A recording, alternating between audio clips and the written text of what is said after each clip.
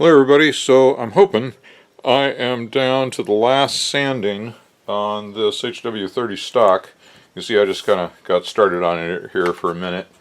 And I doubt this is going to pick up in the camera. Let me try to zoom in on it. But I would characterize the level of pocket filling at about, maybe 95%. See if I can... If you can see, there's still some little speckling of still slightly exposed pockets. And on this sanding down, I'm going to try to sand down below the level of the lowest filled pocket. Don't know if that's going to pick up or not. I noticed that the videos I shoot are very nice high resolution, but after I upload them to YouTube, they dumb them down a little bit. And I don't quite get the resolution, but I'm looking in the viewfinder and I can see that it is showing the grain pockets still looking speckled, but they're pretty shallow at this point. And so I'm going to try to sand down through to the bottom of the lowest one. And if I can't, you don't want to sand so deep that you start exposing grain pockets that weren't exposed before, and now you got to fill those. So hopefully, crossing my fingers, this is the last sanding. But very often when we think we're done, we're not. So I'm using a Harbor Freight sanding block. It's got a little bit of a foam pad on it. Oops, show you. Let me zoom back out. There, that's better. And I'm using 320 grit, and the paper I'm using is 3M. Norton also makes a great product. Norton and 3M, both they're top quality, professional grade, whatever they call it. This is 3M Pro Grade Precision. It's really worth it to just spend the extra to get quality paper. It lasts longer. It cleans easy. As as you fill the pores of the paper, I use a little stiff brush and just brush the dust out of the grit on the paper, and you get a lot of use out of it. But of course, my attitude about sandpaper is you're going to spend about 50 bucks on paper doing a gunstock finishing job. Don't try to save a few dollars by working dead paper. It's just going to increase your workload and the time it takes, and I just want to power through it. Get her done. I use the sanding block as much as I can because it helps maintain a fair surface, and by fair what I mean is no dips or valleys, hills and valleys. It just tends to keep things flat. And as I'm going, I'm paying attention to these grain pockets, and they are disappearing. I am sanding right down to the bottom with not a lot of effort. So I'm thinking we might be on this last sanding. But then after doing this, it takes at least another dozen coats. I misuse that word. They're really applications, not coats so much. But it's going to take another dozen applications of finish to bring the shine back. And I can see I've got dust, sanding dust, in some pockets. It may be okay, and I might end up doing it where you think you have sanded down to the bottom of the deepest pocket, and then you put a coat of oil and find out, oh man, there's still like 70% of them still barely there. Well, just do a couple or three coats of oil and give it another sanding and see if you can get down through them. Now, of course, the kind of finish that I'm doing here and describing is much more than you typically see on a hand-rubbed oil finished gunstock. You look in your own collection at guns you have, or your buddy's guns, even very expensive custom gun stocks with a hand-rubbed oil finish, are primarily going to be characterized by exposed grain pockets. And what I'm doing, it takes about 50 coats and a couple dozen, maybe a dozen sandings. It's a lot of labor. It takes a lot of time. But what we end up with is a mirror smooth surface when it's done, with all the finish in the wood, not on top of the wood. Well, it would be a microscopic amount on top of the wood. So here's a spot. I don't know if you can see. That was an area where some of the finish built up. I couldn't tell that it was getting built up, but that's we're going to make sure we sand off that excess. We don't end up with an unfair surface. Get it out in the sun, you'll be able to see any wows and flutters. It's old-fashioned turntable talk.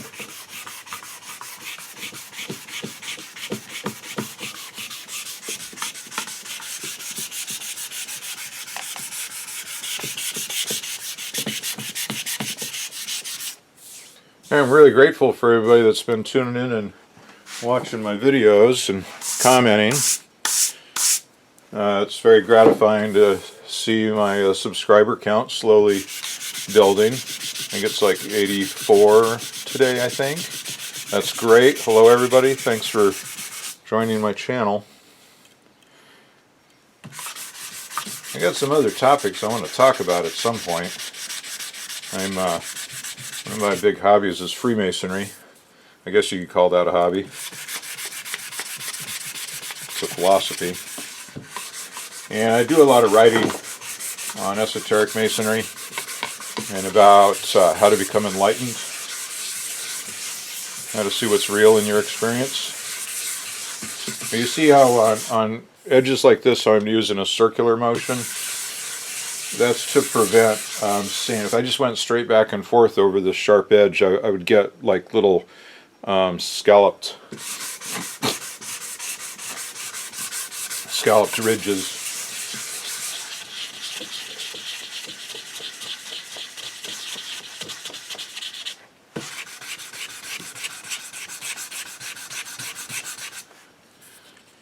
I've got a new holster coming for my CZ Rammy, which you probably often see on the workbench. Right now I've got it in a, it's a Crosman, actually, Crosman branded holster, an outside the waistband holster, hangs from the belt, Velcro strap. But it absolutely perfectly fits the CZ, and curiously, it's got a spare magazine pouch on the outside of it that couldn't possibly work for any Crosman airgun. It's absolutely a perfect fit for my CZ. So it's kind of funny that it's been embroidered for Crosman. But I got an inside the waistband holster coming, and I'm hoping it'll be a little more comfortable. It's not real comfortable having this heavy weight hanging off the outside of my belt.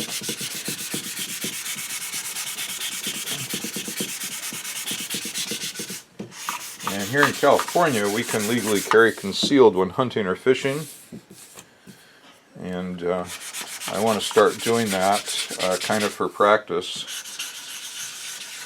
when I get the CCW, which I am anticipating being able to accomplish. I do have a gunstock business. It's a real business. I have a business license for it, McEwen Gunstocks. I need to start transitioning myself off of the airgunstocks.com website and onto the McEwen Gunstocks. Airgunstocks.com is really good search engine placement though, and well, I don't know why I worry about losing that, because I get very few orders anyway from that market space. But I'm very grateful for people like Gary, who this is for, who do choose to take a chance on me and build them something special. And this is going to be something special. I think it's Gary's 80th birthday today. I want to go check that, fact check that, and send him a happy birthday note. But if you're watching this, Gary, happy birthday. We were going to try to get this to you by your birthday, and we're awfully close, but I bet we're still a week out from... I'm at the... very close to the point I call chasing the perfect finish. After another dozen coats of oil after the sanding, we're going to be at that spot where each coat is going to be like, is this the last one? Oh no, it needs 500 grit wet sand. And then it needs a few more coats, and so I call that chasing the perfect finish. You know, these weird little things I say to myself. Now, isn't this fun? You take that beautiful, you'd have thought that was finished. Take that beautiful finish and we're turning it into this mess. But what's really fun is one coat of oil and it's going to look better than it ever did. And luckily we've had some really warm, sunny days. So I've been putting this out in the sun to cure each coat of finish. And I guess it takes maybe a couple or 3 hours in the sun before it's dry enough to be ready to add another coat on.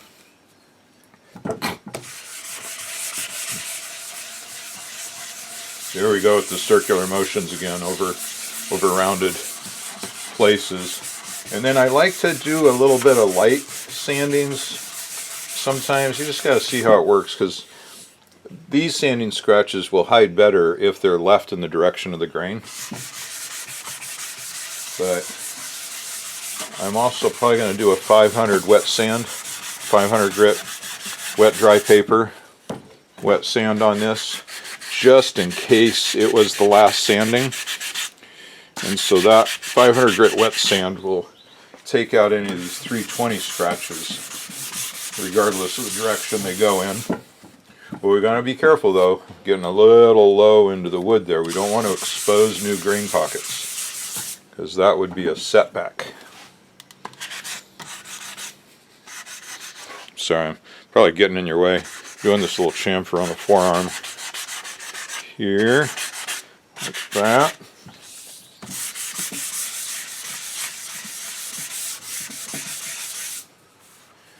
And get up under here.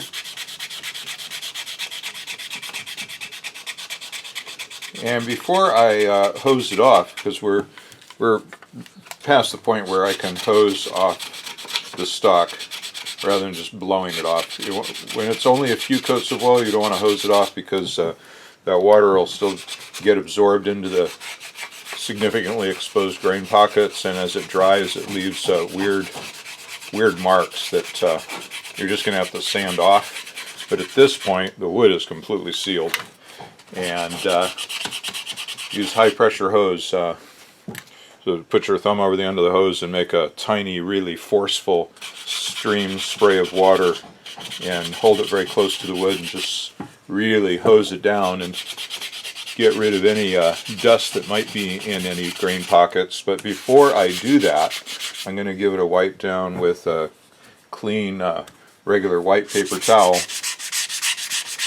and that will help wipe dust out of any grain pockets that are still there and allow me to see them and see if I can sand them out.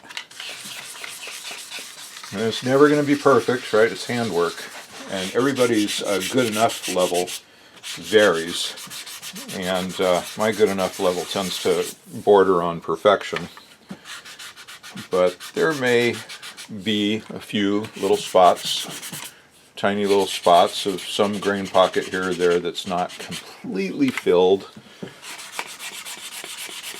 And you got to figure over the years of using the stock that you're going to get it banged up and scratched up, and you're going to maybe once a year, every couple of years, you give it a sanding and a fresh oil, just a light sanding and oil. And so as the years go by, if there are a few extra spots of grain pockets you didn't get to, you can work on them. One really nice thing about a hand rubbed oil finish is steaming out dents is really easy. And what I like to do for that is get a piece of steel or aluminum, just a little scrap piece of steel or aluminum that's got maybe like a triangle shape, or the corner of a rectangular shape. Heat that up in a propane torch. Take a small piece of folded paper towel soaked in water and put that over the dent, and take your super hot piece of metal, and basically it's an iron at this point, and touch it right to the spot. If there's a little dent there, and you want to try to position the aluminum over the paper towel so you can just focus on that one little dent, it just steams really hot. If you get that metal good and hot, steams really hot, and it just drives it into the wood and expands the wood out, and it'll make that little dent just disappear so easy without having to do a lot of sanding. Because if you get a dent and you want to sand that out, or you're going to make a crater.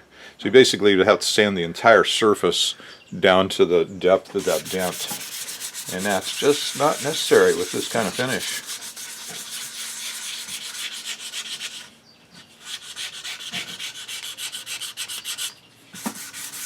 Yeah, this looks really good. Okay, I'm going to hit these flutes with my fingers. I just kind of wanted to get them a little bit here with the sanding block as much as I could. But this is going to be a finger area here. Alright. I'm going to do the top of the form.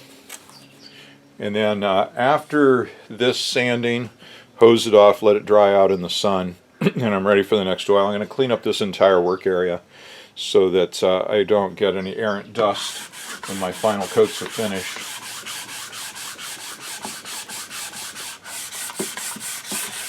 Make sure you knock off this edge on the top of the forearm.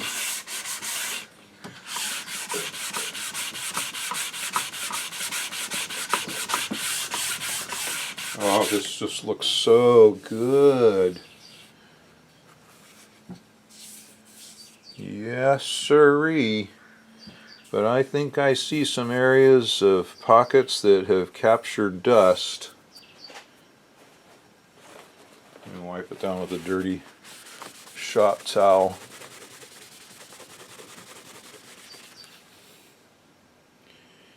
Yep, there's still some pockets. This might not be the last sanding.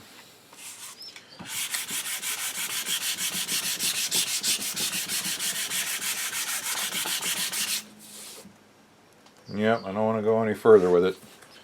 So that's just an area. This side doesn't seem like it has any. There's just an area on the other side there.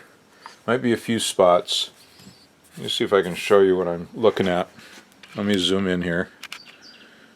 See if this, if you can see this after YouTube gets through dumbing down the video. I'm looking in the viewfinder here, seeing if I can capture. Oh, there. You see all the little brown streaks. That's sanding dust that's left in still exposed grain pockets.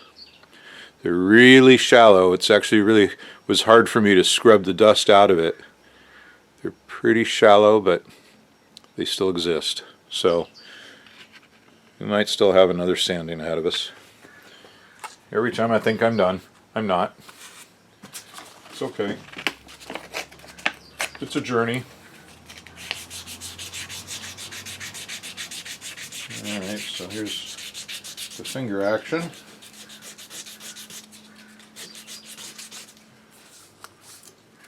It's funny how this ammo situation is affecting us air gunners too. They've had 25 caliber pellets on order for about a month, and they keep pushing back the delivery date. JSBs weren't going to be in until May, I think, or end of April, so I switched the order over to the FX pellets, which apparently are just rebranded JSBs, and they're reported to come in about a week.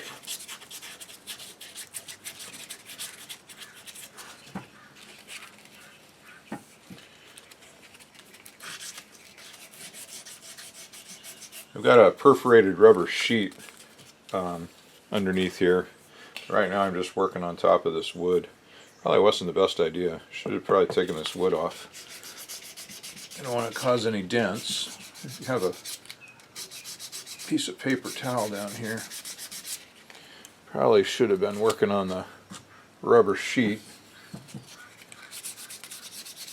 But I'm not using a lot of force here. As long as I don't drop or bang it, I'll be alright. I'm almost done. see if we can get that right here a little bit better.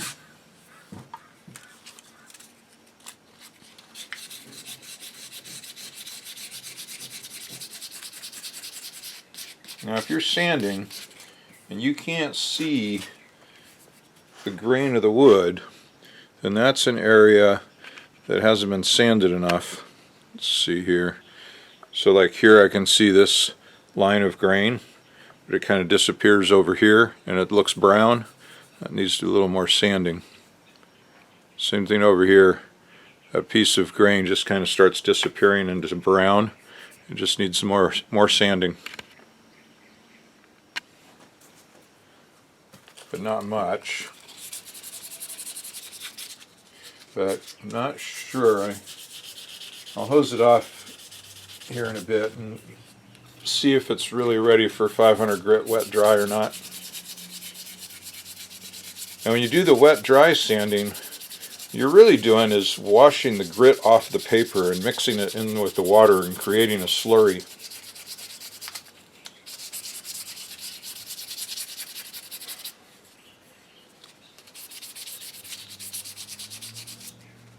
And you don't want to do the wet sand too early while there's still exposed pockets, because that slurry will get in the pockets and it'll create a speckled look to the finish.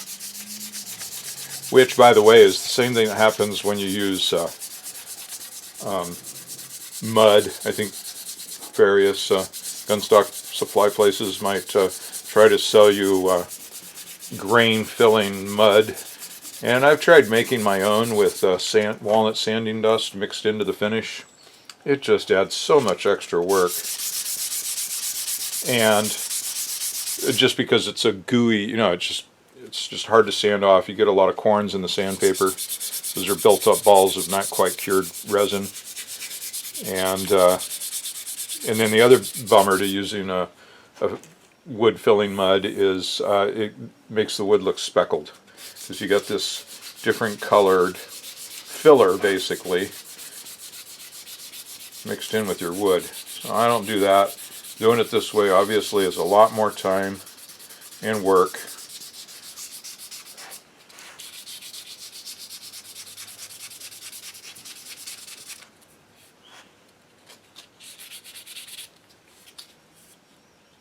Oh yeah, so like here, the bottom of the pistol grip. Let me zoom in on this. I'm getting sawdust all over the camera. Not sawdust, sanding dust. Here, can you see the grain showing through there? I'm going to do a little more sanding. That's what we want. We don't want it to look like this, where you can't see the grain. Now this has just got some dust on it, but that's kind of an example of what I'm talking about.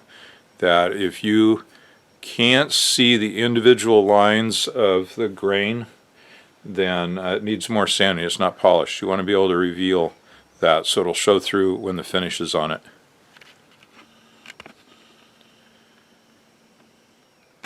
Alright, so I'm just going to go around one more time with my fingers on this and just make sure I can see the grain nice everywhere. And then I think I'll do a hose off. It looks amazing when it's wet with water. It looks pretty like it's back to raw wood right now, but as soon as it's wet with water or oil, it's going to really pop. So, well, I chatted for 23 minutes already doing this. I've probably got another 15 here ahead of me. And so I'll check back in a little while and show you how it's doing.